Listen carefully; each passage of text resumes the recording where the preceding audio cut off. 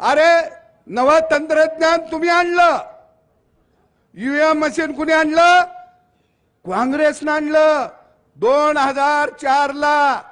त्यावर तुम्ही निवडणुका लढवल्या, केंद्रामध्ये 10 वर्ष सत्ता तुम्ही भोगली, राज्यात 10 वर्ष सत्ता तुम्ही भोगली, आणि आता म्हणायला लागले ईव्हीएम मशीन गडबड करतया।